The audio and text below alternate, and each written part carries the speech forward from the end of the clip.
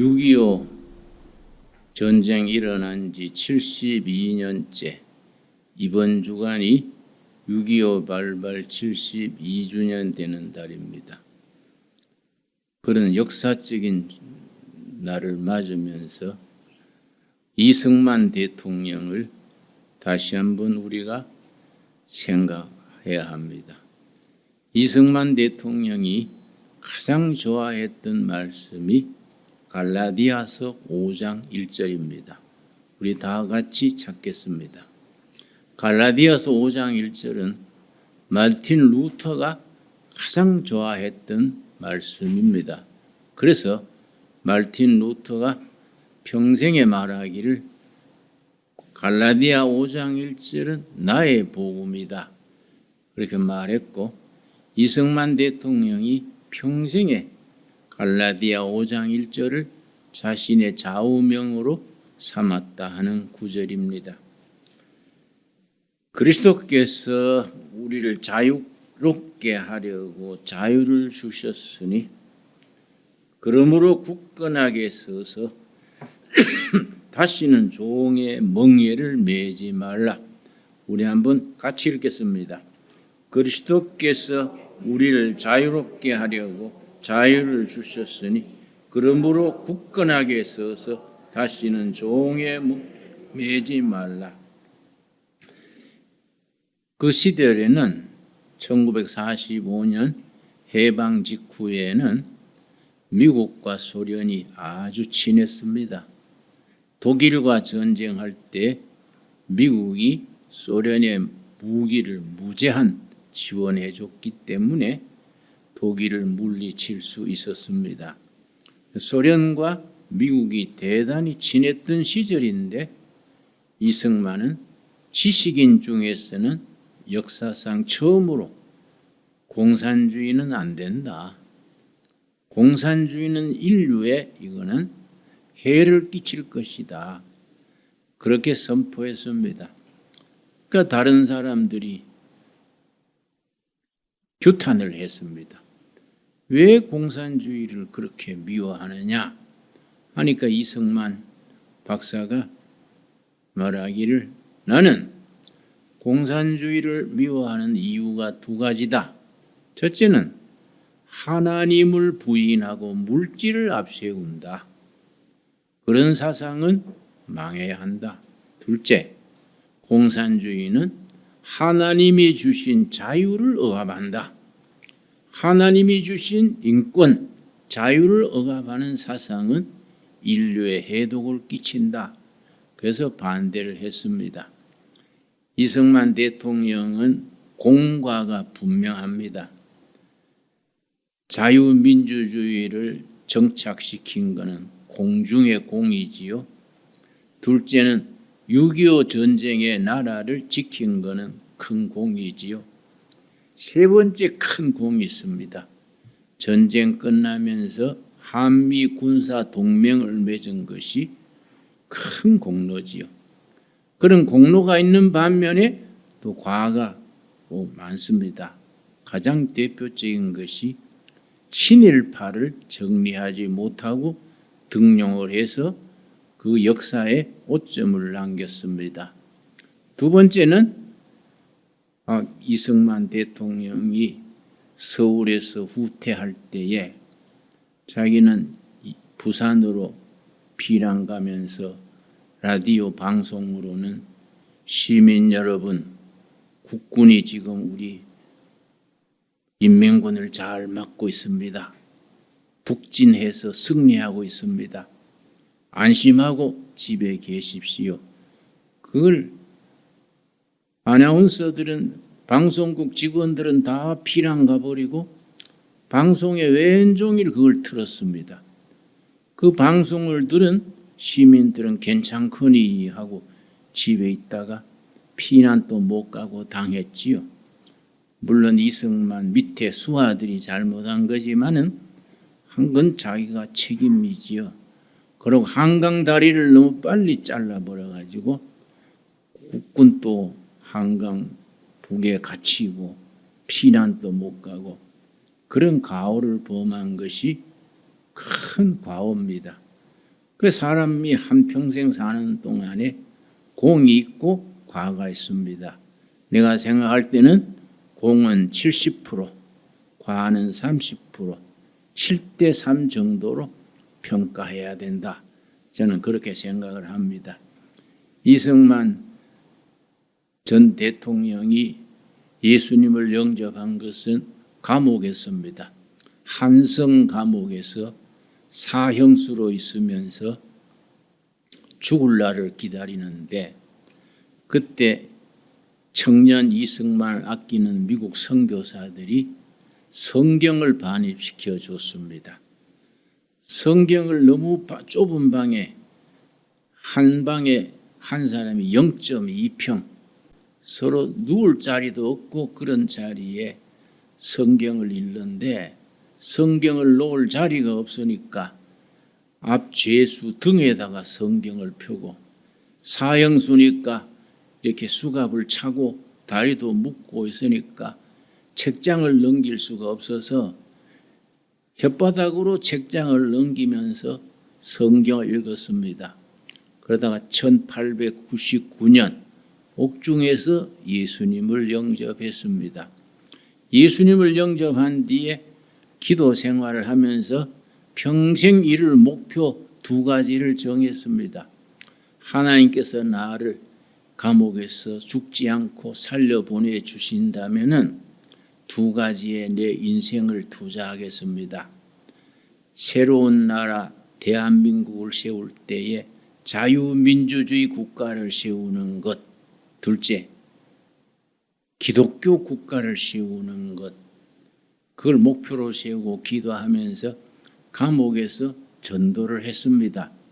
그래서 그 감옥 안에서 전도받은 사람들이 독립운동의 큰 일꾼들이 되었습니다.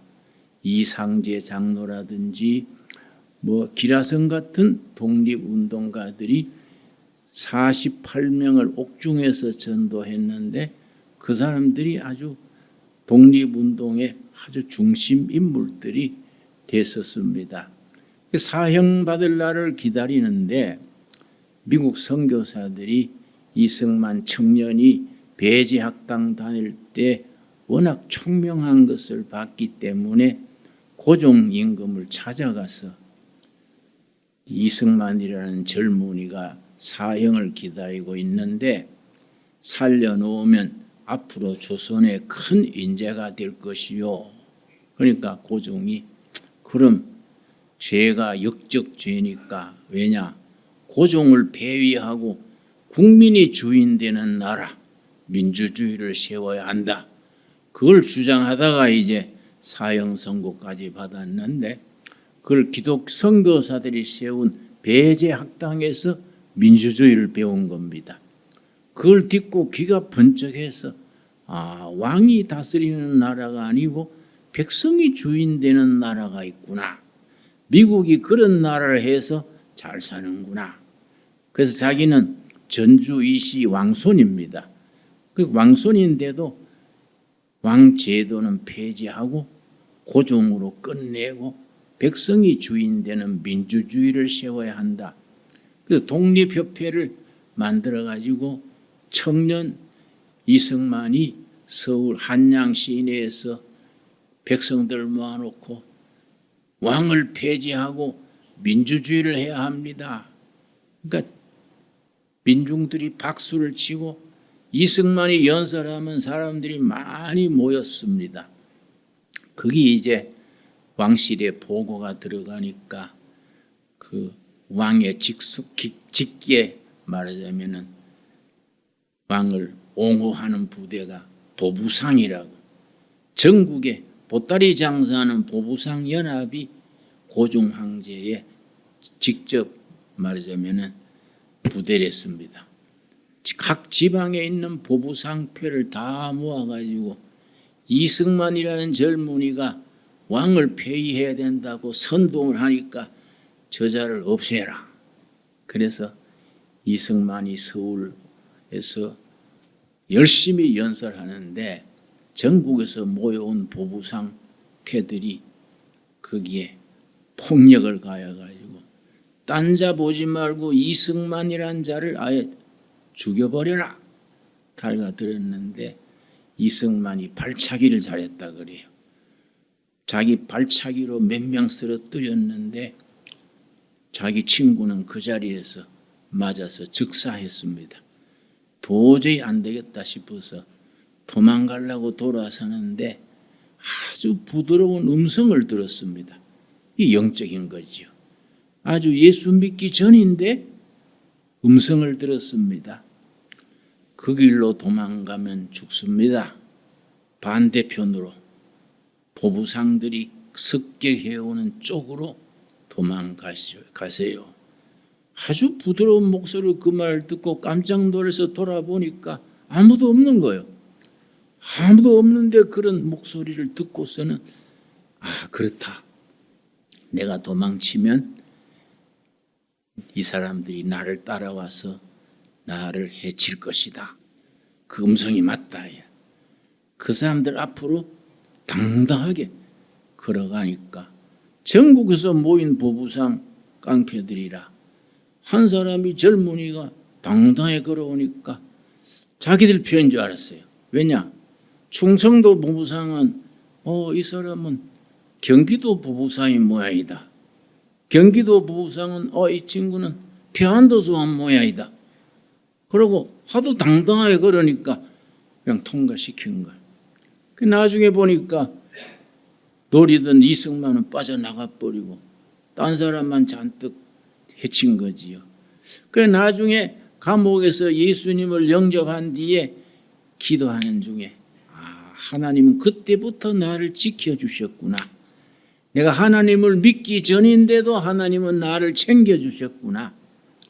그때 그 부드러운 음성으로 그 길로 도망가지 말고 그 해코지하는 사람들 속으로 걸어가라. 그 부드러운 음성이 하나님의 음성이구나. 자기 자서전에 그렇게 썼습니다. 그래서 감옥에서 전도하면서 책을 많이 읽었습니다. 그때 1910년에 지금부터 92년 전에 쓴 책이 독립정신, 이승만이 청년에 쓴 책입니다. 지금 또 읽어보면요, 지금 현실 문제를 읽는 것 같아요. 아주 영어로 excellent, 탁월한 참 두뇌를 가진 사람이랬습니다. 그런데 감옥에서 사형 선고받고 있을 때 선교사들의 구명 요청을 해서 고종 황제가 선교사들의 부탁에 못 이겨서 무기로 감형을 시켜줬습니다. 무기로 감형이 되니까 손에 찼던 그 쇠신랑도 풀게 되고 다리 묶음도 풀게 되고 좀 자유로워졌지요. 그리고 공부해가지고 한방에 있는 사람들을 교육을 시키니까 나중에 교도관, 그때는 간수래, 간수. 교도관들까지 와서 강의를 들은 겁니다. 그때 이제 가르치면서 했던 말들을 책을 엮은 것이 1910년에 쓴 이 독립정신이라는 책입니다. 우리나라 청소년 교육, 역사 교육이 이런 거를 어린 시절, 학생 시절부터 읽게 해야 되는데 나도 그런 걸 이런 책이 있는지도 모르고 최근에 이 책을 찾아내서 읽어보니까 내가 아주 탐복을 한 겁니다. 그런데 이승만이 감옥에서 예수를 영접한 뒤에 5년 뒤에 1904년에 일본과 러시아가 전쟁을 했지요. 노일 전쟁. 일본과 러시아가 전쟁하는데 전쟁터는 조선반도가 전쟁터가 된 겁니다. 애꿎은 조선 사람만 아주 완전히 평양이고 서울이고 쑥밭이 된 거지요. 노일 전쟁이 터지니까 러시아가 졌지요. 일본이 이겨가지고 기고만장한데 고종 황제가 신하들한테 물었습니다. 일본도 믿을 수 없고 러시아도 믿을 수 없고 중국도 믿을 수 없는데 러시아보다가 중국보다가 일본보다가 더 센 나라가 없냐? 그러니까 신하들이 미국이라는 나라가 있습니다. 그러면 미국이란 나라에 사람을 보내가지고 우리를 좀 도와주라 하자.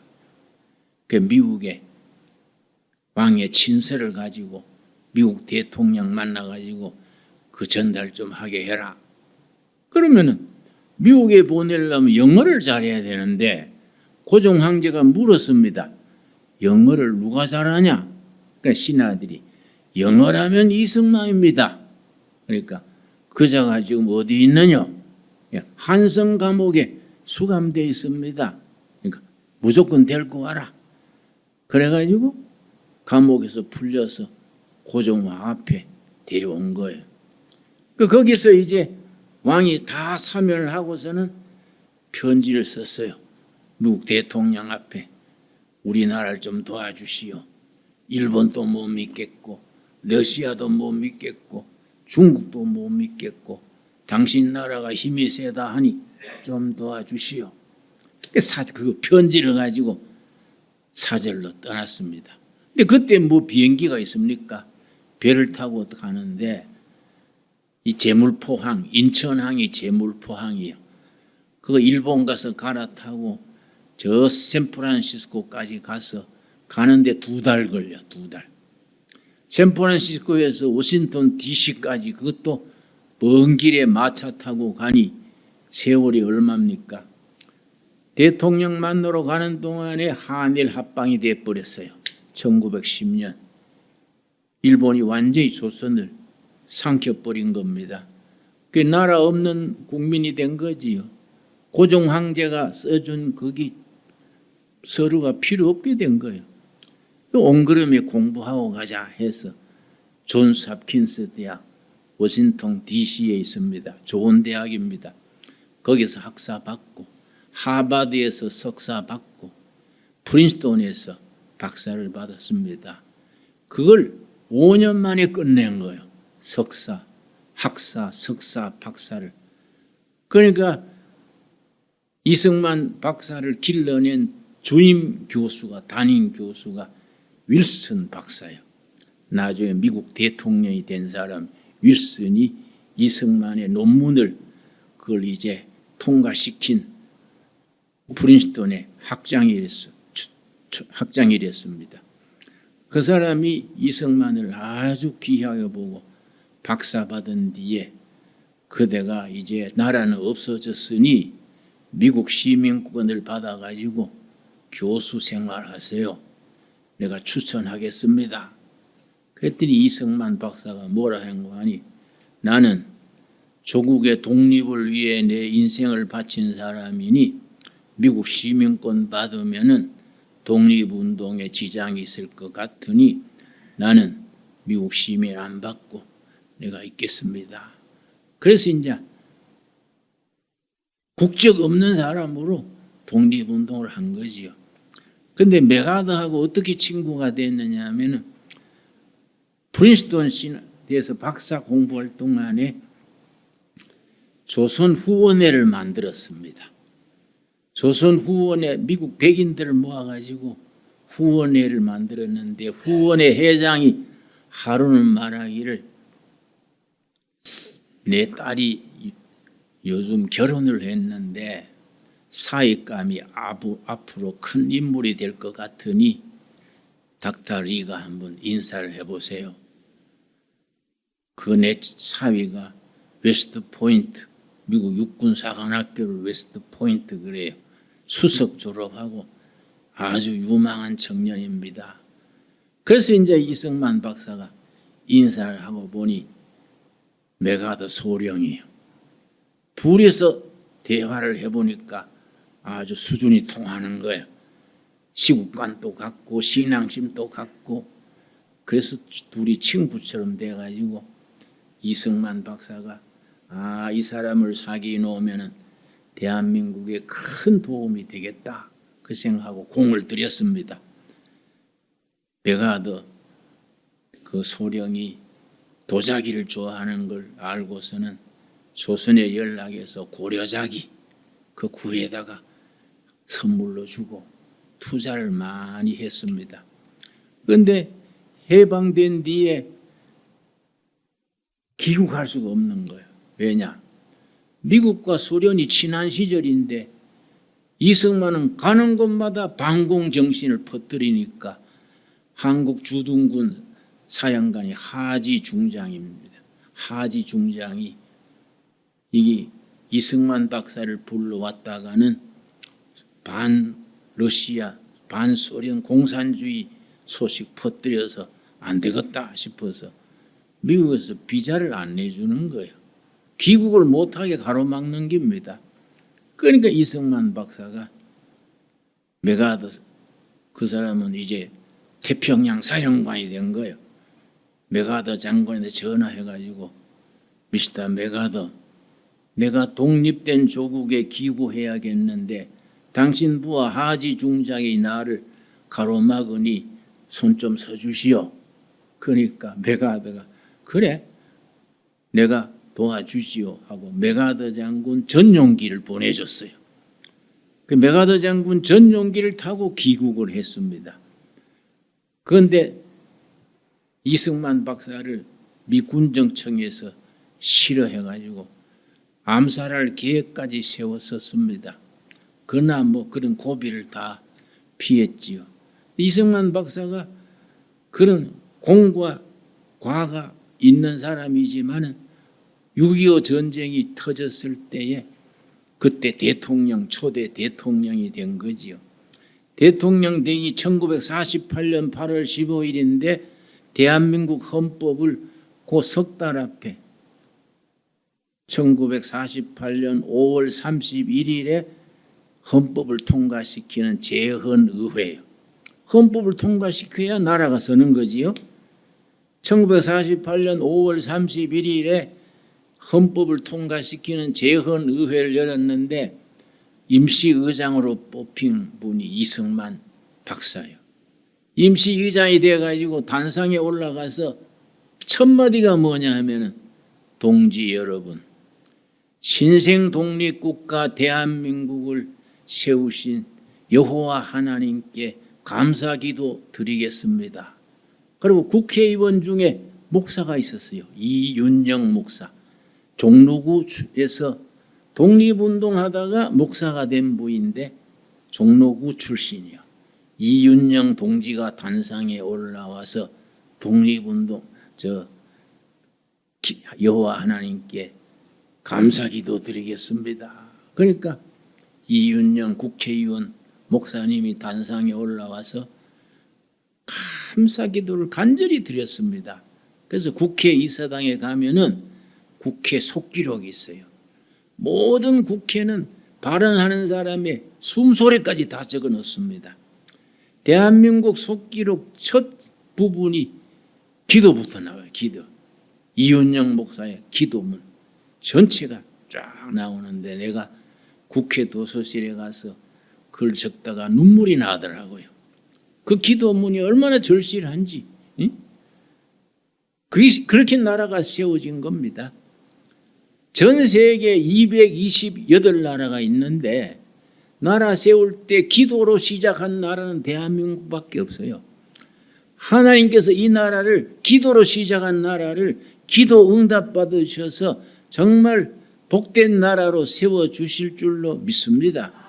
그래서 이제 8월 15일 날 대한민국 건국하는 그 경복궁 앞에서 건국제 행사하는데 이승만 초대 대통령이 메가더 장군을 초청해서 태평양 사령관이니까 동경에서 이제 비행기 타고 와가지고 대한민국 건국 8월 15일 날 이제 이승만 대통령이 메가더 장군의 축사가 있겠습니다. 그러니까 메가더 장군이 뭐 성공해서 태평양 총사령관이 됐지요. 나는 미스터 프레지던트 승만 리와 오랜 친구입니다. 나는 코리아를 사랑합니다. 코리아의 자유와 번영을 위해서 나는 최선을 다하겠습니다. 나는 미국의 사령관으로 있는 한 한국을 어떤 적으로부터라도 지키겠습니다. 그러니까 박수를 받았지요. 그런데 정부가 선 지 2년 뒤에 6.25 전쟁이 터져가지고 북한군이요 소련군 주는 전차 242대요. 그러고 12만 군대가 동부, 서부, 중부 쳐내려오니까 국군이 뭐 대응할 무기도 없고 준비가 안 됐지요. 그게 1950년 6월 25일 새벽 4시인데 이승만 대통령이 보고받은 거는 10시 반입니다. 10시 반에 이번은 수상합니다. 전 전선에 탱크 없애고 내려오는 것이 이거는 전면 전쟁 같습니다. 그러니까 이승만 대통령이 확실하냐? 예, 확실합니다. 그러니까 이승만이 나한테 1시간을 달라. 그래 1시간 동안 자기 집무실에서 기도했어요. 1시간 동안 간절히 기도하고 난 뒤에 딱 1시간 뒤에 나와가지고 미국 대사를 불러라. 미국 대사가 뮤초 대사가 얼른 왔지요. 그때 이승만 박사가 미국 대사한테 4가지를 딱 제시했습니다. 아주 역사적인 문서지요. 4가지 중에 첫째가 뭐냐면은 코리아에서 시작된 이번 전쟁이 세계 대전으로 확대되면 안 된다. 코리아에서 끝내야 된다. 2번째 뭐냐면은 우리가 준비 없이 공격을 받았으니 우리가 돌멩이 들고 도끼 들고 국민 총력전으로 대항해야겠다. 무기가 없는 거예요. 이승만이 미군에게 탱크 좀 보내달라고 무기 보내달라 그래도 미국에서 안 보내준 거예요. 이승만이 자꾸 방공 그러니까 전쟁 일으킬까 봐 걱정해가 무기를 안 보내주고 일본군이 버리고 간 구식총 그것만 가지고 훈련했는데 북한군이 탱크 앞세워가지고 그 12만이 내려오니까 준비 없는 거예요. 우리는 돌멩이 들고 도끼 들고 국민 총력전으로 맞서야겠다. 2번째요. 3번째 뭐라 그랬냐면은 미국과 소련이 38선 그어가지고 나라를 갈라놨으니 차제에 우리가 북진 통일해서 통일을 이루어야겠다. 3번째요.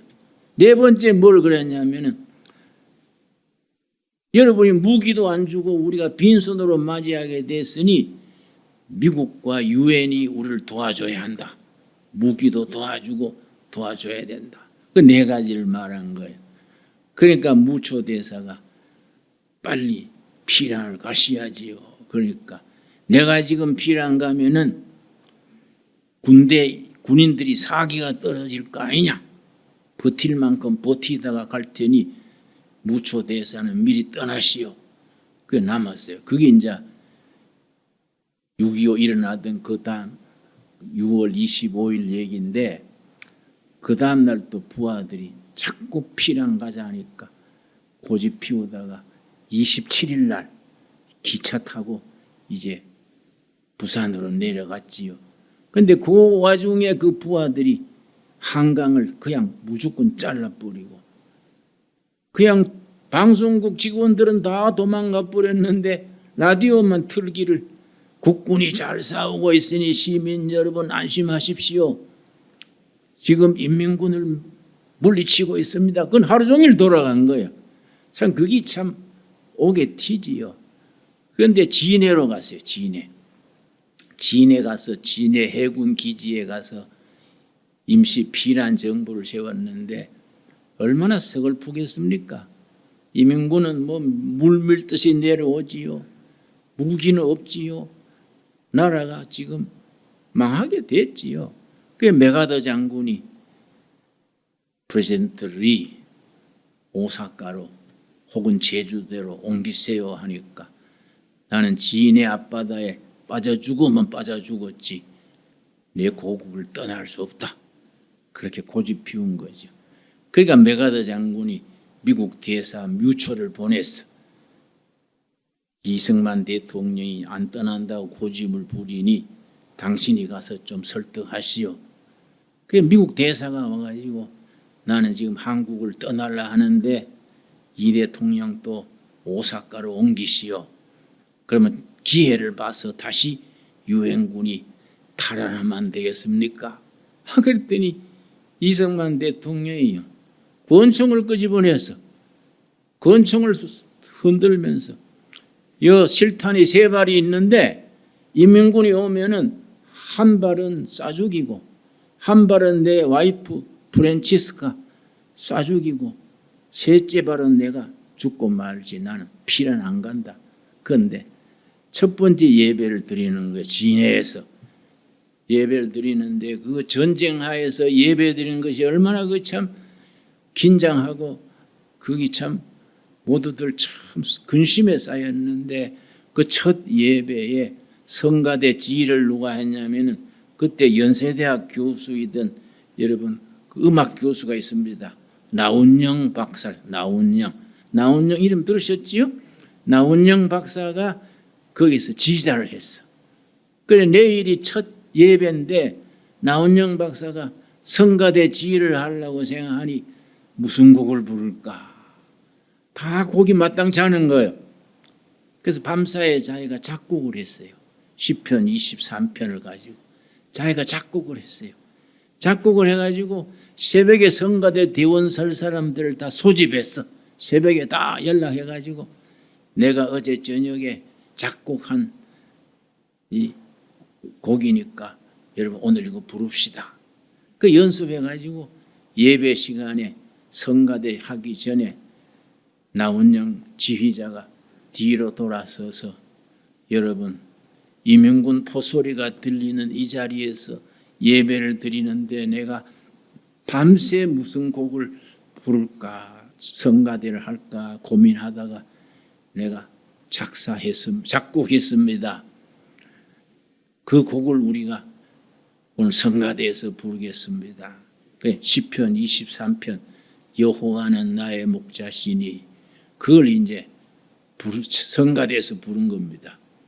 여호와는 나의 목자시니 내게 부족함이 없으리로다. 나로 하여금 푸른 초장에 눕게 하시며. 나운영 지휘자가 우는 거예요. 지휘하면서 성가대원들이 우느라고 못 불러. 우느라고 지휘자도 울고 대원들도 울고 대통령 부부도 울고 그 모인 사람들이 좀 울음받아요. 울음받아. 응? 이민군은 내려가서 나라가 지인의 아파트로 좀 들어가야 될 사정인데 여호와는 나의 목자시니 그 부르는 게 눈물이 안 나겠습니까?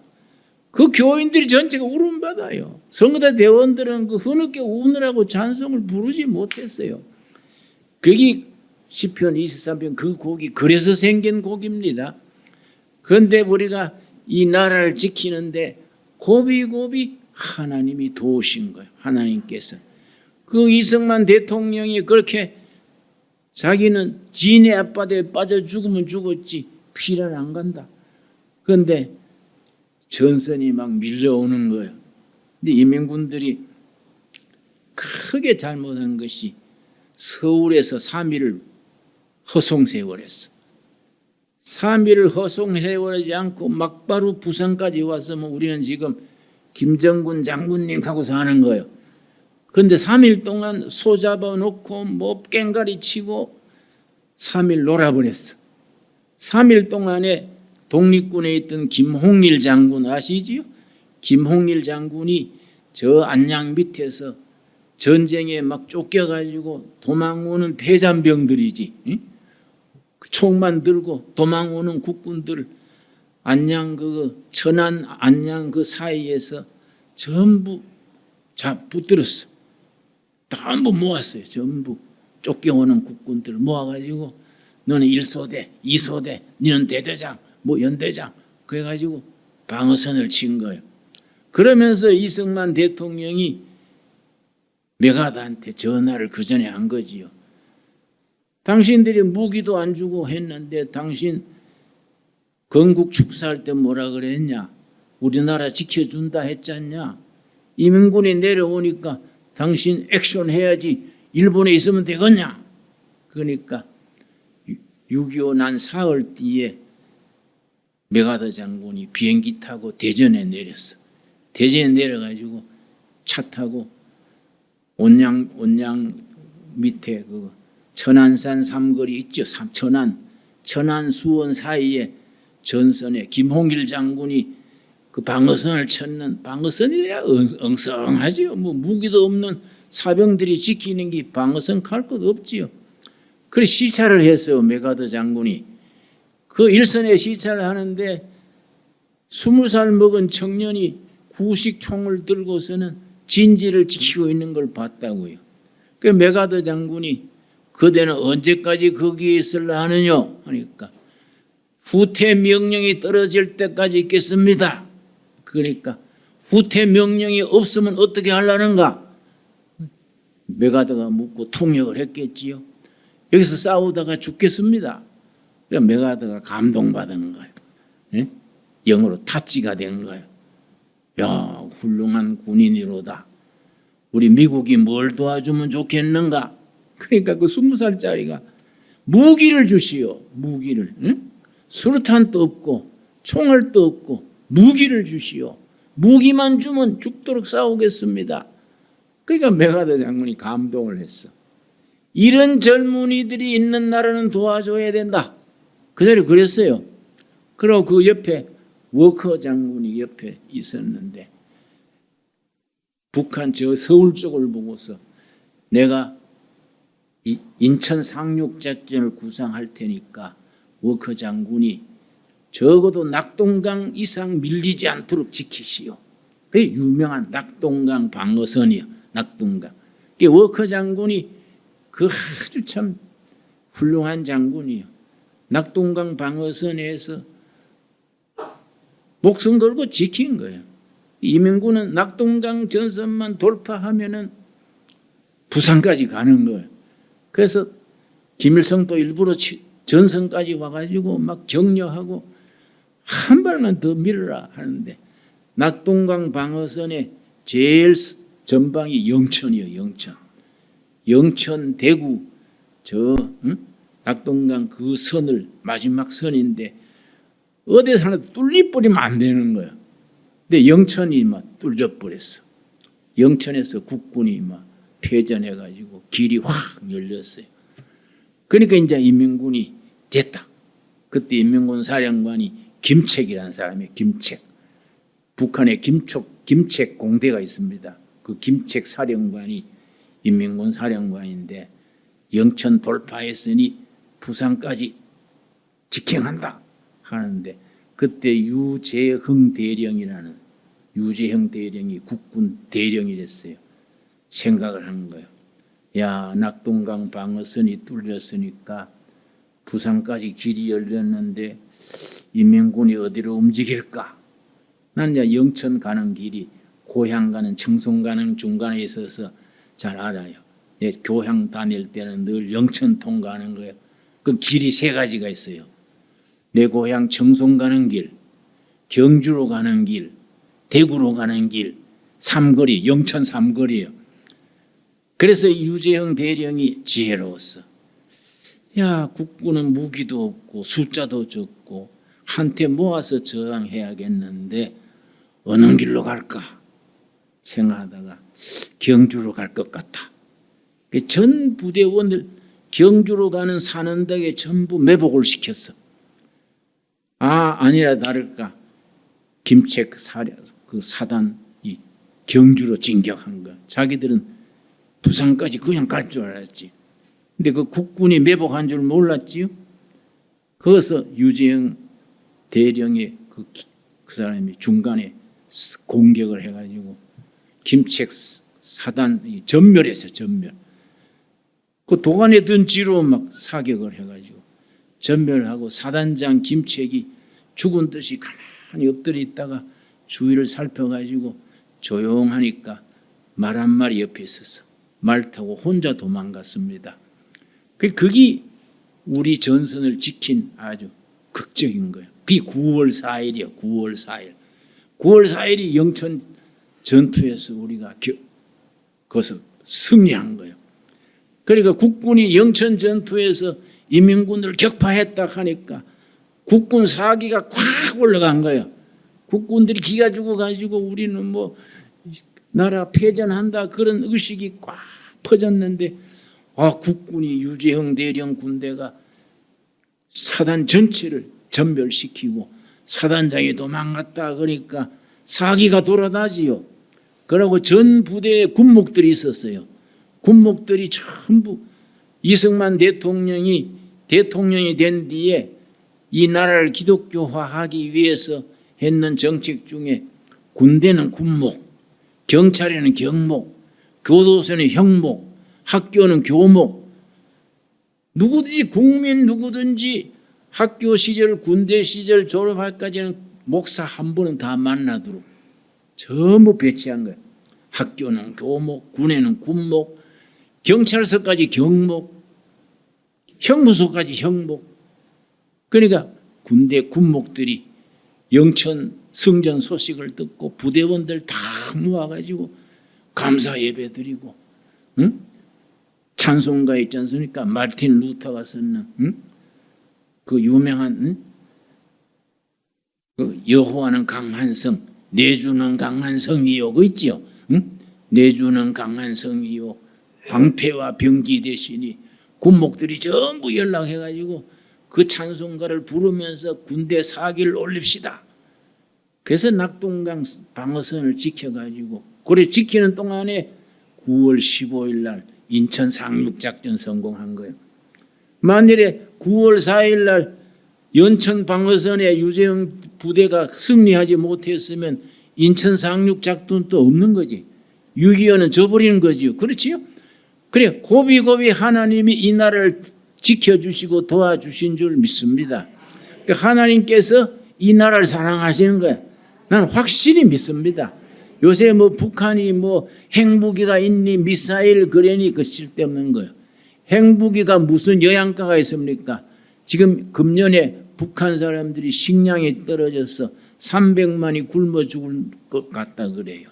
적어도 또 코로나가 번져가지고 한 50만이 죽을 것 같다 그래요.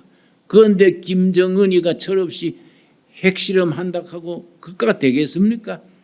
여러분 소련이 망할 때 소련이 핵탄두가 몇 개 있었는지 아십니까? 7,200개요. 7,200개. 소련이 핵폭탄 7,200개를 가지고 제풀에 주저앉아 망해버린 겁니다. 북한이 뭐 핵무기가 80개, 100개. 그게 하나님이 역사하시면 쓸데없는 거예요. 그거에. 뭐 핵무기 소택 가서 아무리 꽈봐 영양 나옵니까? 핵무기 꽈가지고 국민이 마셔가지고 영양 보충이 되냐고요. 그 쓸데없는 짓이요. 그래서 아까 읽은 본문 말씀 사무엘상 17장 우리 한번 찾겠습니다. 사무엘상 17장. 사무엘상 17장. 이 나라는 그래서 이승만 대통령 때부터 초대교회부터 하나님이 지켜주시는 나라라는 것을 믿습니다. 앞으로도 하나님이 이 나라를 지켜주실 줄 믿습니다. 자, 열왕기 사무엘상 17장 47절 다윗이 골리앗을 8m를 던져가 쓰러뜨릴 때에 뭐라 그랬습니까? 47절 또 여호와의 구원하심이 칼과 창에 있지 아니함을 이 무리에게 알게 하리라.